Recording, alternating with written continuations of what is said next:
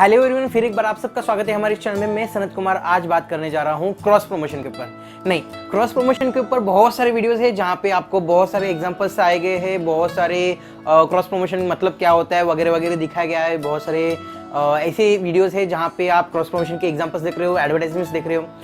इस वीडियो में हम लोग देखेंगे कि क्रॉस प्रमोशन के रिक्वायरमेंट्स क्या होते हैं। मतलब क्रॉस प्रमोशन अगर आपको करना है, हमें करना है, दिन उसके लिए कौन सी चीज़ें हमें रिक्वायरमेंट होती है, हमें क्या क्या चीज़ों के ऊपर हमें ध्यान देना होता है, या फिर हम लोग ऐसे कह सकते हैं कि कौन से ऐसे पॉइंट्स है जिसको हमें कंसिडर करना होता है। और उसके साथ हम लोग ये भी देखेंगे कि क्रॉस प्रमोशन अगर हमें करना है देन उसका प्रोसेस क्या हो सकता है।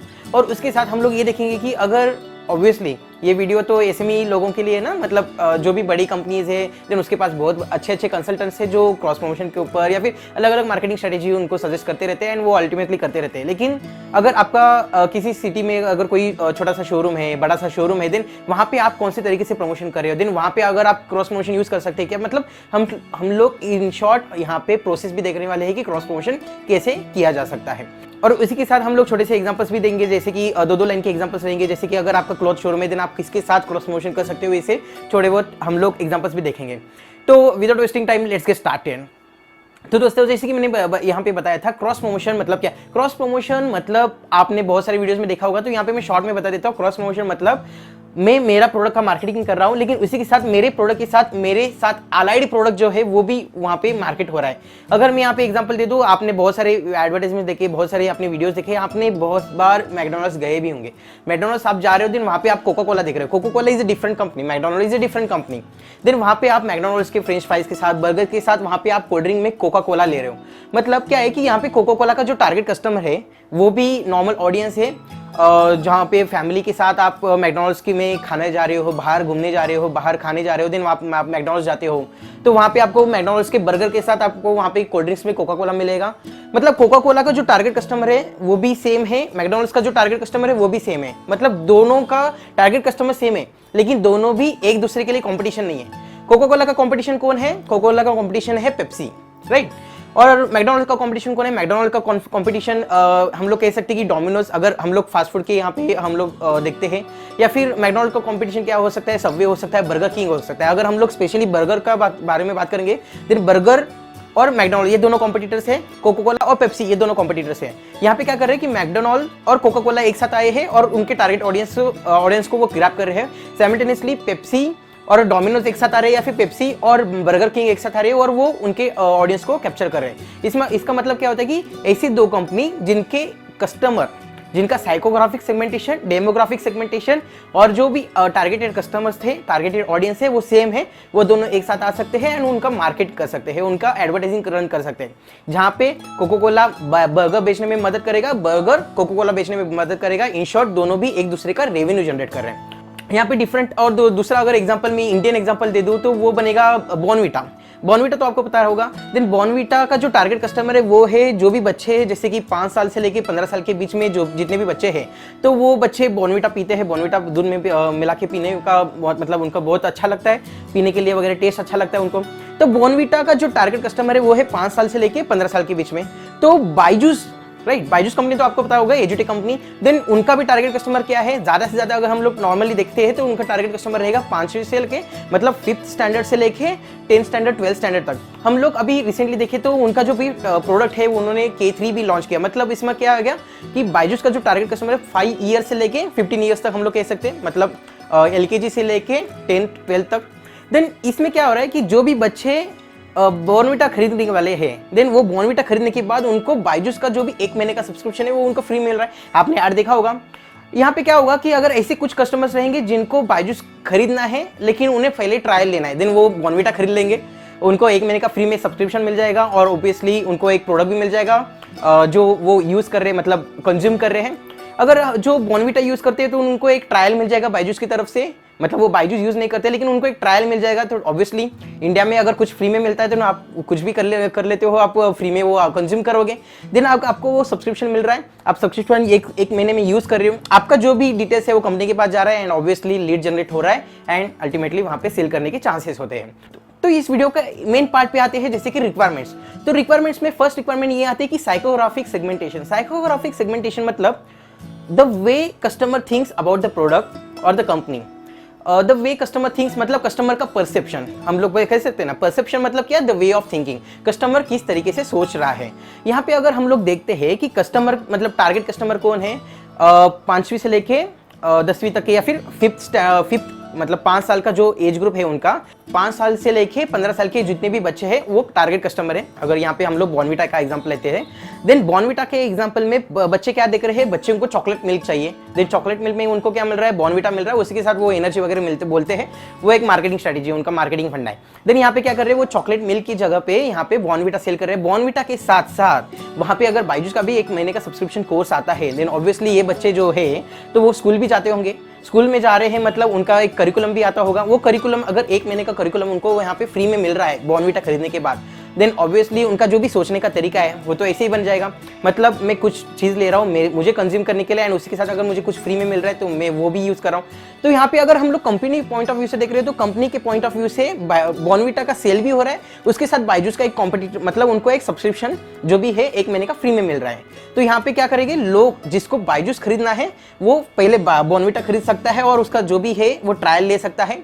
डायरेक्टली कंपनी के पास से ट्रायल लेते समय बहुत सारी आपको डॉक्यूमेंटेशन करनी होती है, या फिर बहुत सारे मतलब आपको लगता भी होगा ना कि कंपनी के पास से मैं डायरेक्ट ट्रायल ले रहा हूँ, देन वो they may force to buy the particular course और द पर्टिकुलर प्रोडक्ट, राइट। तो यहाँ पे ऐसे सोच सकते हैं कि जैसे मैं बॉर्नविटा ले रहा हूँ, 1 महीने का मैं ट्रायल मार लेता हूँ। यहाँ पे दूसरा हम लोग ये भी कह सकते हैं कि अरे मैं अगर बायजूस का मुझे ट्रायल लेना है, देन वहाँ पे मुझे 2000 रुपये देने पड़ेंगे, 5000 रुपये देने पड़ेंगे।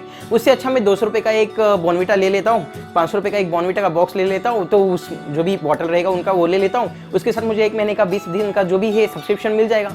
उसके ऊपर मैं ट्रायल मार लेता हूँ, उसके बाद मैं डिसाइड कर लूँगा कि मुझे पर्टिकुलर मेन कोर्स लेना है या फिर नहीं, जो भी मेन कोर्स बायजूस का रहेगा वो। तो इसमें क्या है कि साइकोग्राफिक सेगमेंटेशन में क्या होता है कि customer think about the company, और द कस्टमर जो जिस तरीके से सोचता है, मतलब कस्टमर का सोचने का तरीका।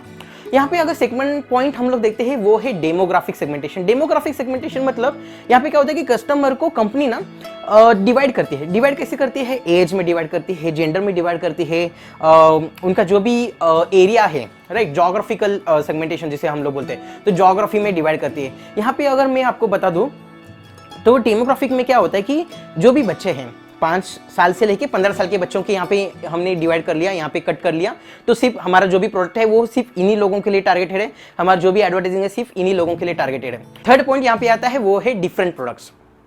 Both should have different products, जैसे कि दोनों एक दूसरे के लिए कंपटीशन नहीं बनना चाहिए। पेप्सी कंपनी कभी भी बर्गर किंग के लिए कंपटीशन नहीं बन पाएगी, क्योंकि पेप्सी कंपनी बेवरेजेस बेचती है, मतलब वो कोल्ड ड्रिंक्स बेचती है, और बर्गर किंग फूड बेचता है, वहां पे वो बर्गर बेचता है, राइट। बर्गर किंग बर्गर बना सकता है, पेप्सी कोल्ड ड्रिंक बना सकती है। सिमिलरली मैकडॉनल्ड्स में वो फ्रेंच फ्राइज बनाएंगे, बर्गर बनाएंगे, लेकिन वो कोल्ड ड्रिंक नहीं बनाएंगे। अगर हम लोग नॉर्मली डेटा देखते हैं तो मैकडॉनल्ड्स का जो भी रेवेन्यू है उसमें 10% रेवेन्यू कोको कोला का भी कंट्रीब्यूशन आता है वहां पे। देन वहां पे क्या होता है कि कोको कोला वहां पे एक side on add on product बन जाएगा, वहां पे वहीं पे मैकडॉनल्ड्स जो भी है वो उसका ओरिजिनल वो जो भी बर्गर है या फिर जो भी फ्रेंच फ्राइज है वो वहां पे प्रोड्यूस करता है, वहां पे वो दे देता है। तो ये दोनों एक दूसरे के लिए कंपटीशन नहीं है, लेकिन इन दोनों का कस्टमर एक है, इसलिए वो दोनों साथ में आ रहे हैं और कस्टमर को टारगेट कर रहे हैं। तो चलिए आती है नेक्स्ट पार्ट की, यहाँ पे वो है process of cross promotion. Process में यहाँ पे 3 चीजें मैं यहाँ पे बताना चाहता हूँ। फर्स्ट प्रोसेस ये है कि चूजिंग द राइट पार्टनर। अगर यहाँ पे एग्जांपल दे दूं, अगर मैकडॉनल्ड्स अगर टाइप करता बर्गर किंग के साथ, ऑब्वियसली वो दोनों तो कंपटीशन है, तो यहाँ पे उसको चूज करना है कि उसे किसके साथ टाइप करना है। वो पेप्सी के साथ भी टाइप कर सकता था, लेकिन अगर पेप्सी किसी के साथ नहीं किया हो तो पेप्सी अभी बर्गर किंग के साथ कर रहा है, मतलब मैकडॉनल्ड्स क्या करेगा, वो कोका कोला के साथ जाएगा, राइट, या फिर दूसरा कोई बेवरेजेस कंपनी है देन उसके साथ जाएगा। यहाँ पे क्या है कि जो भी पार्टनर आप चूज कर रहे हो, मतलब जो भी आप कंपटीशन देख रहे हो या फिर जो भी टारगेट कस्टमर आप देख रहे हो, देन आपका जो टारगेट कस्टमर है वो सेम होना चाहिए, डेमोग्राफिक सेगमेंटेशन सेम होनी चाहिए, साइकोग्राफिक सेगमेंटेशन सेम होनी चाहिए, उसी के साथ जोग्राफिकल अगर सेगमेंटेशन आप देख रहे हो तो वो भी वहाँ पे सेम होनी चाहिए। तो वहाँ पे सिर्फ डिफरेंस क्या होने चाहिए कि एक दूसरे के लिए आप कंपटीशन नहीं हो। जैसे कि अगर एग्जांपल दे दूं, क्लॉथ शोरूम, कपड़े का शोरूम जिसके पास है वो शूज नहीं बेचेगा, राइट, अभी उसके शोरूम में थोड़ी ना शूज बेचेगा। देन शूज का शोरूम जिसके पास है वो कपड़े नहीं बेचेगा। मतलब यहाँ पे शूज वाला और क्लॉथ वाला, कपड़े वाला, ये दोनों क्रॉस प्रमोशन कर सकते हैं, क्योंकि एक दोनों के टारगेट कस्टमर जो है वो सेम है। मतलब अगर जो शोरूम जो टारगेट करता है 10 साल से लेके 50 साल तक के लोगों के कपड़ों के लिए शो मतलब जो भी उनके एक्सेसरीज के लिए, तो वही शोरूम सेम एज ग्रुप में शूज़ तो नहीं बेच रहा है, लेकिन ऐसे एक दूसरा शोरूम हो सकता है जहाँ पे वो सेम एज ग्रुप मतलब 10 साल से लेके 50 साल के लोगों के लिए वो शूज़ बेच रहा होगा। तो यहाँ पे क्या होगा कि दोनों का टारगेट कस्टमर सेम है, लेकिन दोनों एक दूसरे के लिए कंपटीशन नहीं है। देन यहाँ पे हमें पार्टनर चूज करते समय एक अच्छा पार्टनर दिखना है। इसमें सेकंड पॉइंट ये भी आता है कि जैसे कि हम लोग जो भी पार्टनर हम लोग ढूंढ रहे हैं, देन वो पार्टनर उसके जो भी बिजनेस में उतना अच्छा खासा नाम उसका भी होना चाहिए। जैसे कि अगर आप क्रॉस प्रमोशन कर रहे हो एंड कस्टमर को अगर उस प्रोडक्ट के बारे में पता ही नहीं है, उस कंपनी के बारे में पता ही नहीं है, उस शोरूम के बारे में पता ही नहीं है, then what the use of that particular contract, right. तो उसमें उसका नाम भी अच्छा खासा होना चाहिए जहाँ जिसके साथ आप आगे क्रॉस प्रमोशन करने वाले हो, उसको एज अ पार्टनर चूज करने वाले हो।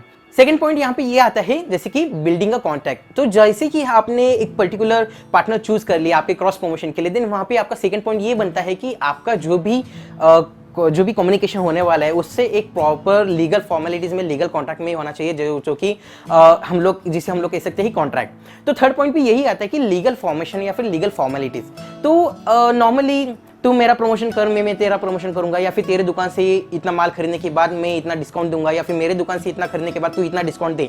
तो ये जो भी कम्युनिकेशन है, अगर हम लोग डायरेक्टली वर्बल कम्युनिकेशन के ऊपर बिलीव ना करते हुए हम लोग अगर इसको लीगल फॉर्मेलिटीज में करते हैं, देन वो बहुत ज़्यादा फायदा दिलवाता है। क्योंकि क्या होता है ना, बिजनेस इज बिजनेस, जैसे बोलते हैं ना कि बिजनेस में कोई भी रिलेशन नहीं लाना चाहिए। तो इसमें अगर हम लोग लीगल फॉर्मेलिटीज लाते हैं, जैसे कि अगर मैं एक एग्जांपल दे दूं, देन क्रॉस प्रमोशन हम लोग जब बात करते हैं, देन हम लोग एक आइडिया लाते हैं, जैसे कि मेरे शोरूम से अगर कोई 2000 रुपये का शॉपिंग करता है, देन उसको मैं एक वाउचर दूंगा, जिसके जो वाउचर वो तेरे दुकान में आने के बाद वो रिडीम कर पाएगा, जिसके ऊपर आपको 10% डिस्काउंट देना पड़ेगा।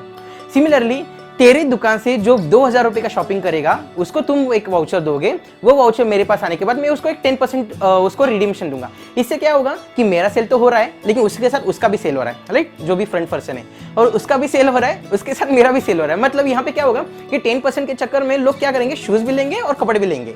या फिर हम लोग ये कह सकते हैं कि वाइस वर्सा, लोग 10% के चक्कर में कपड़े भी लेंगे और शूज भी लेंगे। मतलब कपड़े ले रहे हैं, देन शूज भी सेल हो रहा है, क्योंकि 10% का हम लोग वहाँ पे ऑफर दे रहे हैं, 10% 20% जो भी रहेगा XYZ। या फिर शूज ले रहे हैं, देन वहाँ पे आप कपड़े भी ले रहे हैं, क्योंकि आपके पास वाउचर है, कूपन है, देन आप थोड़ी ना वेस्ट जाने दोगे, राइट। तो इस तरीके से ये जो भी एक स्कीम है वो हम लोग वहाँ पे यूज कर सकते हैं। तो ये जो भी ऑफर है, ये जो भी कॉन्ट्रैक्शन, ये जो भी डिस्कशन हो रहा है, वो एक प्रॉपर कॉन्ट्रैक्ट होना चाहिए, वहाँ पे एक लीगल फॉर्मेलिटीज होनी चाहिए, बॉन्ड पेपर के ऊपर ऑल हर एक चीज़ मेंशन करनी चाहिए।